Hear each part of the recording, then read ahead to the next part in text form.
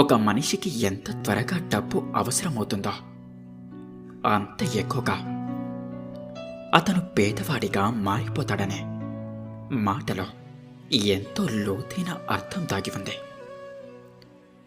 ఎందుకంటే డబ్బు అనేది కేవలం ఒక సాధనం మాత్రమే, కానీ మనసు దానిపై తక్షణ అవసరం అనే ఆవేశం పెంచుకున్నప్పుడు ఆ మనిషి ఆర్థికంగా, మానసికంగా, ఆత్మ గౌరవ పరంగా కూడా బలహీనుడవుతాడు.